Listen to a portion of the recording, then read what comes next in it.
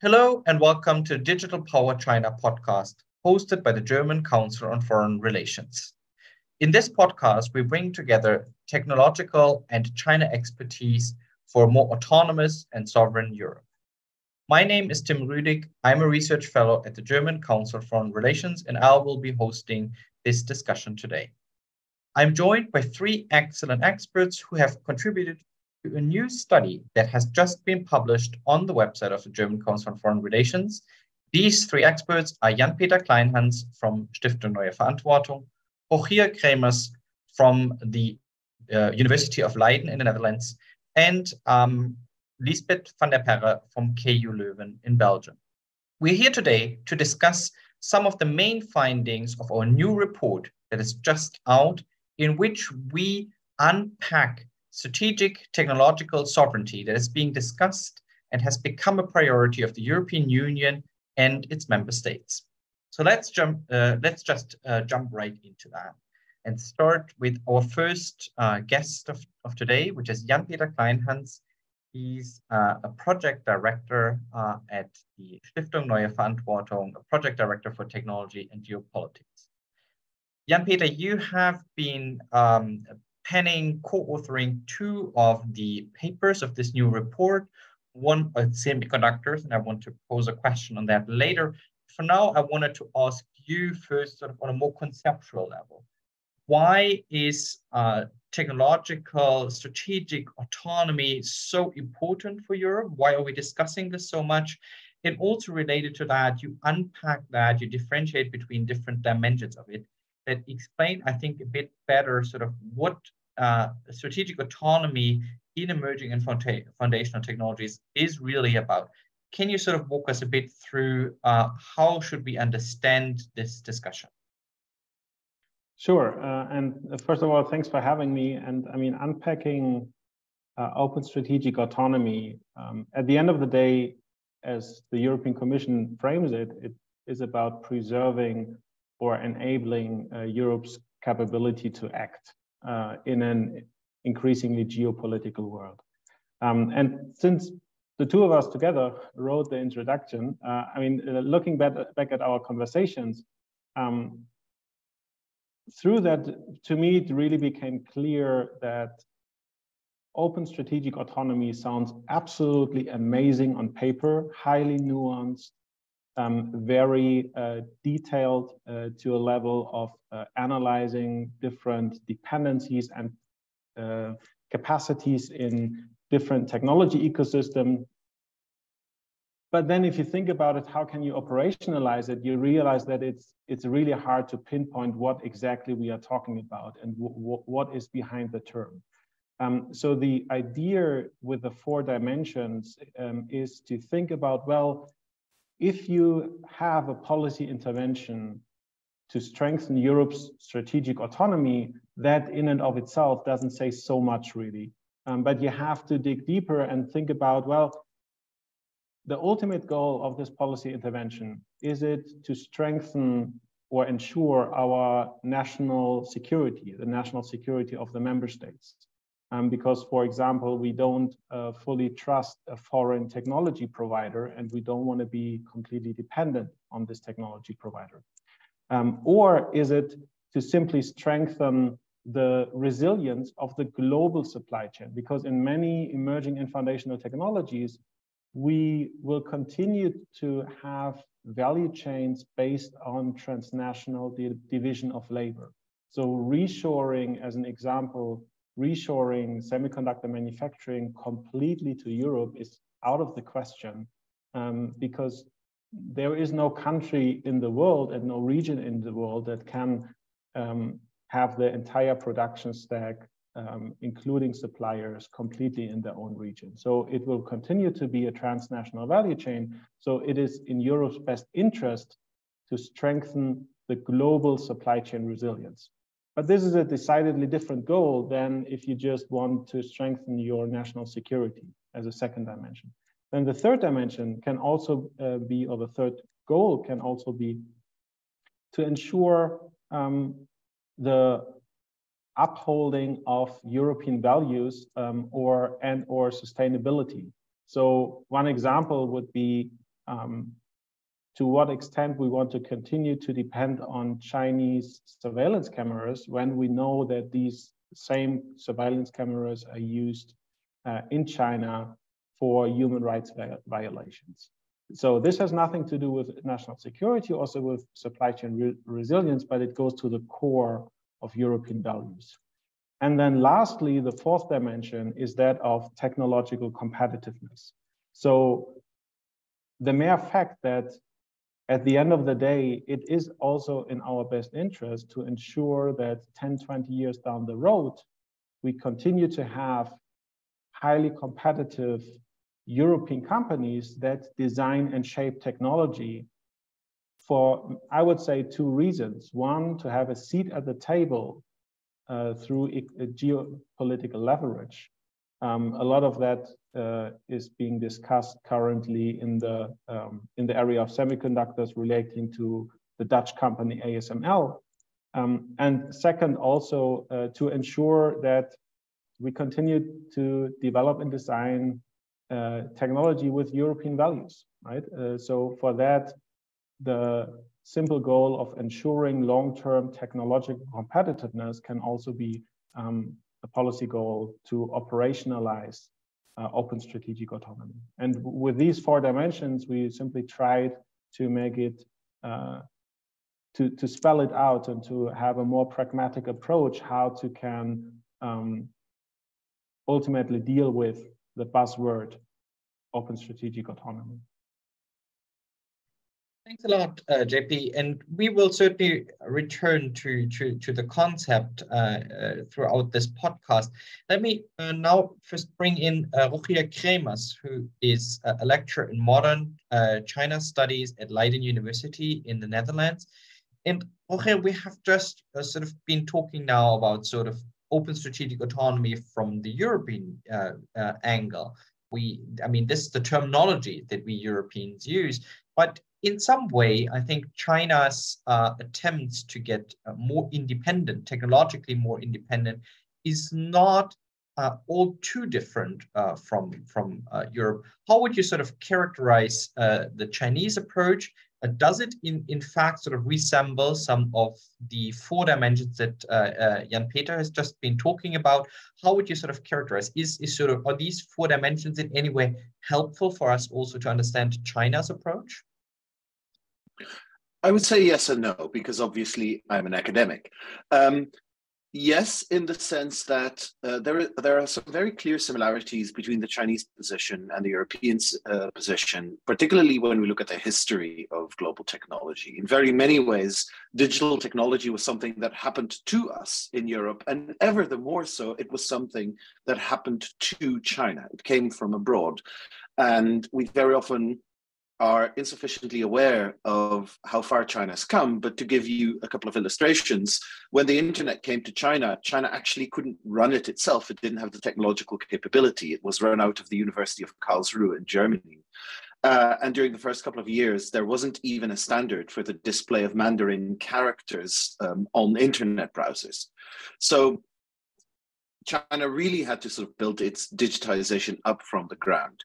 But the technology was not the only thing that came sort of storming down over the hill, as it were. With this came a particular political worldview. And we really have to look at technology, I think, in the context of the post-Cold War order, where the internet in particular came to symbolize the end of history model of liberal democracy and free market capitalism. That's also, to a certain degree, how China saw it, or at least China certainly saw it as a form of communication that might have disruptive and subversive effects. And so where Europe has not really developed its own digital economy, there are very few Chinese online tech companies, there are a few European hardware companies, but by and large, the US is predominant in this area. But at the same time, Europe didn't really have that much of a problem with the liberal values that underpin much of the internet. Whereas from the Chinese perspective, this was a challenge across the board. And you see from the early 2000s onwards already that China starts identifying and creating mechanisms to deal with this, with these foreign concerns. And obviously the best known of these is the Great Firewall of China, which keeps undesired foreign content out. But in 2003 already, the Chinese State Council had identified, for instance, that the fact that China relied on foreign suppliers nearly exclusively for telecommunications infrastructure was a source of vulnerability, and that source of vulnerability could only be addressed by building up indigenous competitors. And that evolves really into the approach of what the Chinese government calls cyber sovereignty. Now, cyber sovereignty is both a legal claim, it's an assertion to the monopoly of the state when it comes to regulating the digital space. By the way, this digital space has borders in it, just like the real space, according to this vision. But sovereignty is also about building up the capabilities to actually make this happen.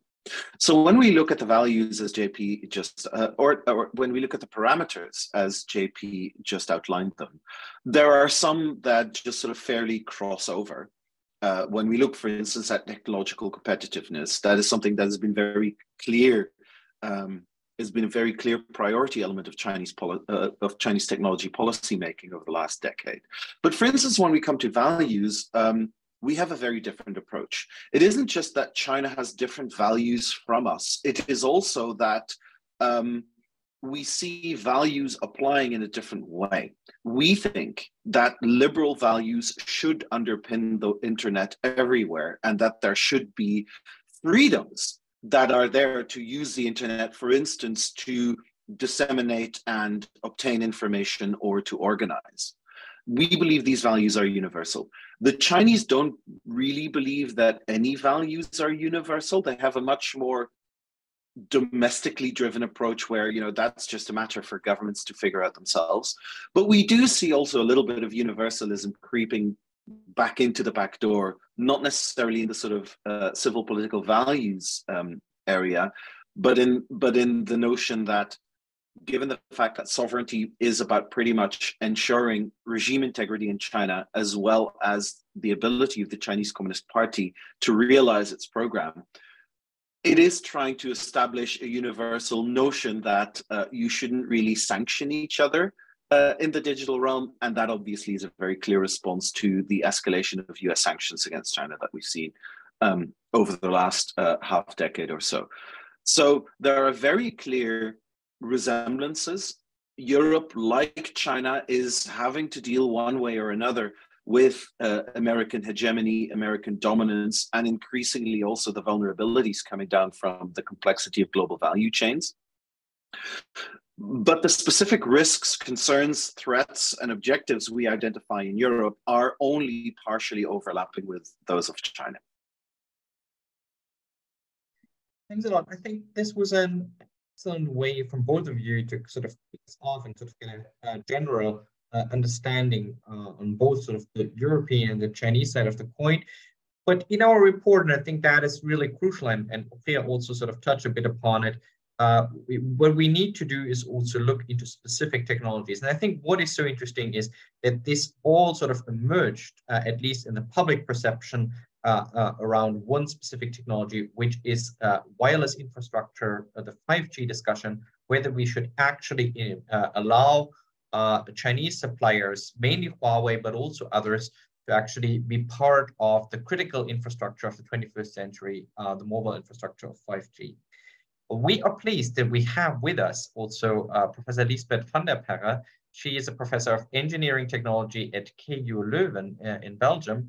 And I'd like to bring you in, Lisbeth. I mean, we've been discussing the role of Chinese vendors, particularly with a view on national security and sort of also technological competitiveness. So in a sense, whether we will actually be able to preserve also the role that we Europeans still play in wireless technology.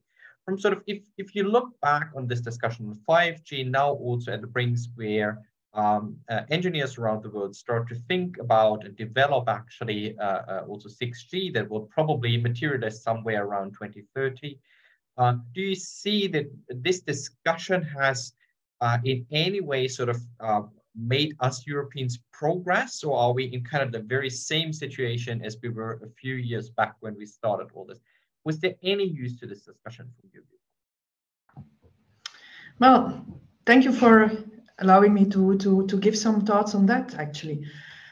I think there is a lot of progress in European technological development that has been made. It's clear that in 4G, without maybe very well knowing it, we became very dependent on equipment vendors from China. And I think at least it was important to see that there might be a threat, and that in 5G, we didn't want to continue that way. Huawei, for example, has technology been really leading in bringing things to the market and in bringing things to a product level, while I think Europe has always been innovating wireless communication. And also for 5G, a number of the key technologies have been developed by, amongst others, European researchers. So I think knowledge-wise, expertise-wise, Europe has always been at the forefront, but to bring things to the level of products, it was amazing to see how fast the Chinese companies could do that. It was really fantastic in a way. We see that took some more time to other players like Ericsson, Nokia. But now, today, they're offering 5G equipment. We can deploy these in Europe. Actually, most of the European countries are doing that today. There were some hiccups in the license in some countries for different reasons, economical reasons, strategic reasons, even not only China, but also Russia being a threat to some countries and so on. So I think, yes, nowadays, it's good that we have 5G equipment from European vendors. It is also a bit risky, I think, to completely exclude Chinese vendors, because for these European companies, the Chinese market is very important. The Chinese market is the biggest one today in 5G. And it's a bit like has been said by GP on the semiconductor. Maybe we want to be part of the whole ecosystem. Maybe we don't want to come to the point that we have an exclusive market, they have an exclusive market. And today, at least we are on speaking terms, I think. Definitely looking at 6G, Europe is still having a pioneering role in innovation, in R&D. I think China is also playing an important role, and we recognize each other in there. And there is some cooperation, although I should also say that on some of the words, we say the same things, but we don't mean the same things. And then I refer to what Rogier has been saying. For example, we all claim that sustainability is important, but how serious are we about that? And what do we understand in saying that? What's the meaning of those words? So I think, yes, we made up some of the deployment delay we had, and we're looking to 6G and working on 6G as they are in China. And I would say maybe it's good to be co-competitors there and not exclude each other and try to say we draw the line, because wireless communication has been so dependent on agreed standards. That's the success of it. That's also the vulnerability in a way that we now say, well, it's a global market. But I think the main success, and we have also become so dependent for so many things on the wireless backbone and the wireless infrastructure. So we now understand it's a crucial strategic value or asset. I'd like to delve a bit deeper into that, Lisbeth. I mean, it's very interesting. You touched already a bit upon sort of our competitiveness. You mentioned the values dimension with a reference to sustainability, and that we may use sort of the same terminology, but don't necessarily always mean the same, or are not, at least not as to an equal extent, sort of serious about that. I mean, sort of at the core of the 5G discussion, I think, has been to some extent also the question of network security, the question whether sort of relying too much on Chinese vendors that we can't really trust would compromise sort of the integrity of our networks, the availability of our networks. I think sabotaging networks, also espionage, these have been sort of concerns at the fore. But you've also made very clear sort of how important it is to cooperate in this field. Could you sort of explain sort of a bit, where do you sort of potentially see limitations to this cooperative method of dealing with China? And if so, why? Is it the national security angle that you think is sort of preventing us of going sort of whole front on the cooperative and sort of continue to cooperate and, of course, economically compete? Or is there something else that you sort of see as the critical element why we need to consider cooperation? I personally think, but I'm also an academic, of course, that we see more and more open initiatives and in technology development and in sharing progress And in all the challenges we're facing, in global challenges we're facing, I think we should be open in the technological development and in sharing new ideas and showing how we can make progress towards things that can help us address a lot of the global challenges. So I think there we should be very open in the technological development and in making progress on the things that are the most promising. But of course, in the networks themselves, moving towards open networks, I think that is more dangerous for the things you have been mentioning. For privacy reasons, we have very different ideas of what is privacy meaning. And even in Europe, some of us have been shocked seeing that one of the things that could be offered by 6G is that you could be tracked and traced everywhere. I think we really don't want that. And people that are more of security experts say, well, you don't want to know what is being held as data on you all the time. So we maybe don't want to be tracked and traced, where in China, where of course the government plays a more important role, they see it as a clear asset of the new technologies. I think we want to use it maybe for supporting aging people, that could be in need or whatever, but not to have Big Brother watching you. So I think there, open networks and privacy concerns and other concerns on personal values is much more difficult. Purely technologically, I would say the best performance for the lowest energy and the lowest radiation and the most efficient networks. I think there we should share all our ideas, but giving access to our data, to our networks, I think that's a much more tricky thing.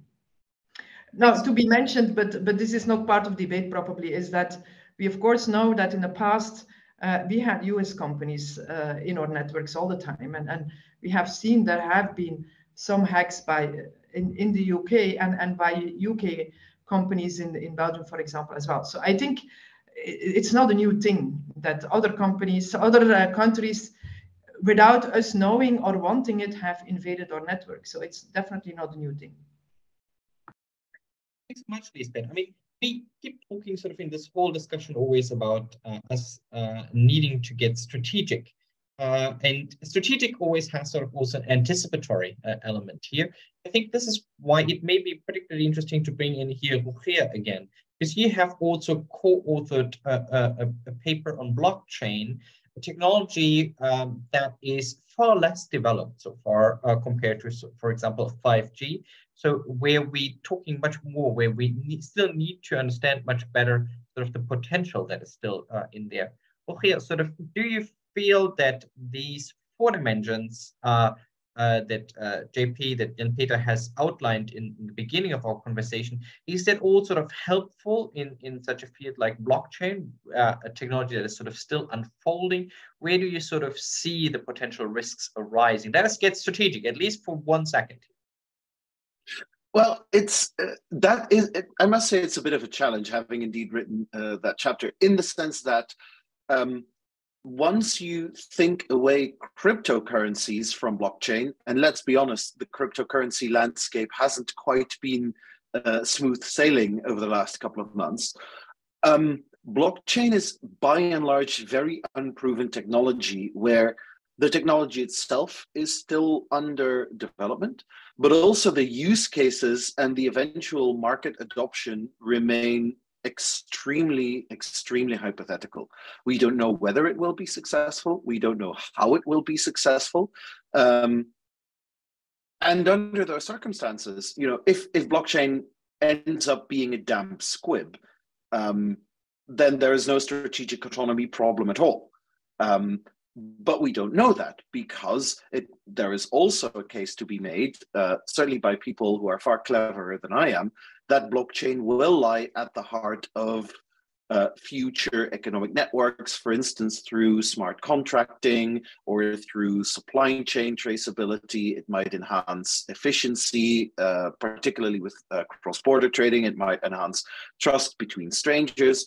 And in that particular case, then we really have to think, or at least the 4 parameters really do offer interesting handholds to think about these things. And as always, you have to refine it a little bit, right? For instance, what we see in artificial intelligence is that technical competition doesn't necessarily derive from the sophistication of algorithms, because most most fundamental research underpinning AI is by now decades old, and it's still cutting edge because that's just how that works. But technological qualities depend on access to data, which is very different from an area like blockchain, where we might well have different technical solutions for the same problem, which might not be compatible. So in that particular case, you're really looking at the sort of VHS versus Betamax zero-sum game, where if it is the case that you can only have one dominant standard because of network effects, if that is going to be a Chinese standard, the political ramifications of that are going to be different from when it's a European standard. But at the same time, particularly because it is such an emerging technology and anything we say is speculative, my co-author Cyril Arthur and myself, we have found it necessary in this chapter to sort of throw a little bit of water on the fire, because very often when things are speculative, we do tend to end up in these very almost apocalyptic scenarios where blockchain will roll out of China like black clouds out of Mordor, and sort of flood across the entire world.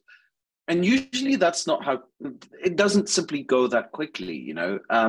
If there is a Chinese blockchain that is open to the Chinese government, it is very unlikely that that will meet with market success in the outside world, even in countries whose relationship with China isn't necessarily very antagonistic.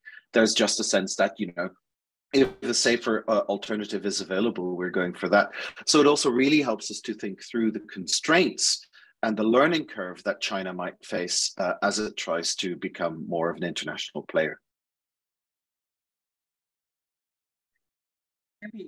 Also, the United States tried to get strategic. In October, they all, to some extent, surprised us. I don't know whether they surprised you as well, but I think they surprised many, and also in China, by issuing very comprehensive and drastic export controls in the field of semiconductors. And I've always already promised in the beginning of our podcast that I wanted to ask you about semiconductors, because you've also been writing about this in the study. And of course, this is certainly, those export controls are certainly developed with the aim to hamper cutting edge semiconductor development in China. To what extent do you think is it impacting actually sort of the strategic autonomy or the self-reliance of China in the technological sphere? Are we potentially also cutting ourselves as the West off the possibility to having sort of a leverage over China? Are we getting sort of a step too far at this moment? But also for Europe, sort of what sort of implications do you see for strategic technology autonomy from those developments in Europe? Are we gravely affected by them as well? I think it fits neatly to what Rogier has been mentioned before. I think no matter what you make of the US export controls, what has happened is that the US defined the red line in terms of technology transfer to China in semiconductors, and broadly speaking, which capabilities is the US government fine with to exist in the Chinese ecosystem. So they went through the technology stack and said, at this threshold, we don't want to see any capabilities in the Chinese ecosystem. Below that threshold, we are fine with that. And again, I think there's a lot to criticize in the particular, like how the controls are constructed and all of that. But at the end of the day, I think such a clear red line is admirable for the fact, because on the administrative level, they did the legwork to figure out how does a particular technology ecosystem work and where is the impact on our national security, on economic security, and so on and so forth. I would argue that currently, at least for semiconductors, how I see it, a similar document is non-existent in the European context. And European struggles, or European member states struggle to come up with a similar red line, no matter how much it diverges from the US red line. But nonetheless, I think it would be critical in the long term for Europe or for European member states to sit down and think about how does this red line look like for 5G, for semiconductors, for blockchain, and at what point do we have a problem in terms of national security, at what point in terms of technology transfer, but also in terms of technological capabilities within China. Do we see economic security issues? Do we see value issues? Do we see national security issues? And I would say the semiconductors is for this a low-hanging fruit, simply because first and foremost, there has been a lot of kind of knowledge. There has been a lot of knowledge produced over the past 2 years, both by academics, by think tanks, and also within the government. And it is really a foundational technology. So no matter if you talk about blockchain or AI or 5G or quantum, at the end of the day, you talk about chips. Of course, in very different applications, in very different settings. But for that reason alone, I think it is high time for Europe to step up its game and think through those technology ecosystems. Thanks a lot, JP. I mean, we are already running a bit out of time, but our study that all of the four of us have been involved in is also providing concrete policy recommendations. This is also really the aim. We try to combine technical and China expertise, but not for the sake of an abstract discussion. We want to provide sort of concrete advice. So maybe we go in reverse order, and I ask you to name sort of just one policy recommendation you would give at this point to European policymakers. I start with Lisbeth. Maybe you could just 20, 30 seconds for each of you. What do you think Europe should do at this point in time now? And what do you hope Europe could achieve with that specific goal? Lisbeth. Well, first of all, I think we should keep on investing in making sure we have the right know-how, because otherwise we are nowhere. We should be careful, I think, in investing in just semiconductor for the sake of it, and very much look at the ecosystem, because otherwise we risk to burn a lot of money.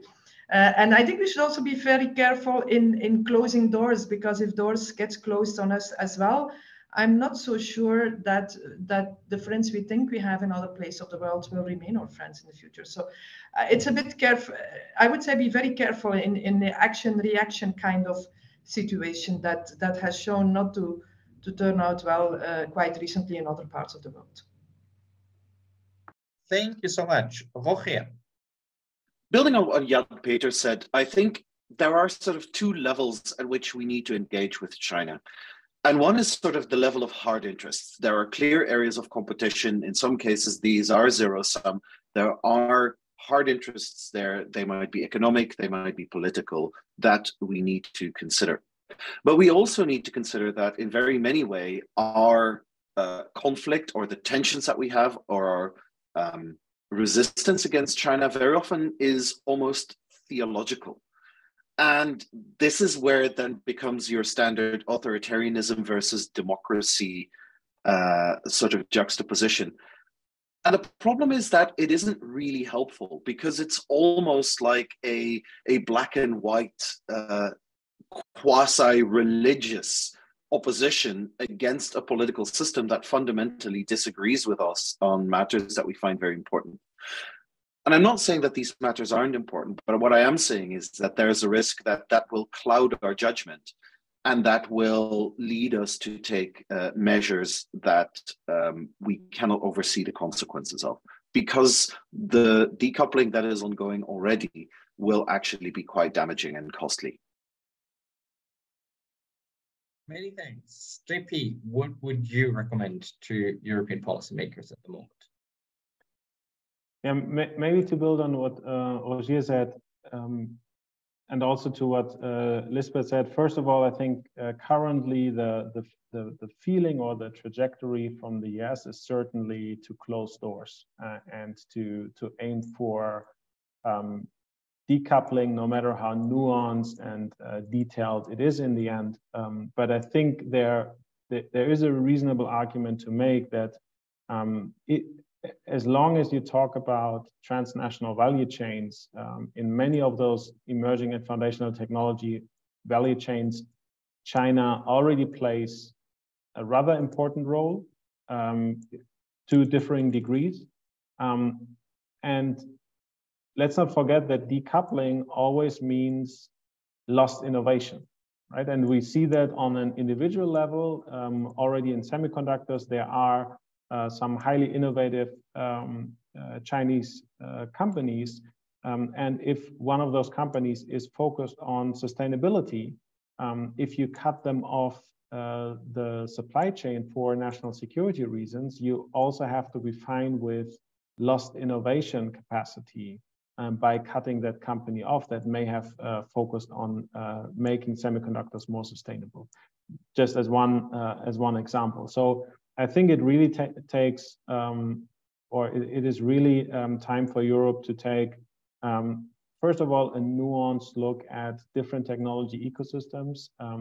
And I think for this, it first needs the political will to dive deeper than just the buzzword open strategic autonomy. Second, to invest the resources to define our own position in terms of cooperation and dependence on China in different ecosystems. And this might look very different in different ecosystems. I think it would be totally fine if Europe says in 5G, we see very limited, like we want to have almost no dependence on Chinese suppliers, while at the same time, maybe cooperating with Chinese companies in other technology ecosystems. Nothing speaks against this, right? Like the world is complex. And third, also to engage with our allies once we have our own position to figure out, well, how can we make this work? Because I would assume that not for all technology ecosystem, we have such a clear position as the US currently has in terms of long-term decoupling from China. Thank you so much to the three of you. And I also have a recommendation to all our listeners. If you found that conversation as fascinating as I, then please go to www.dgap.org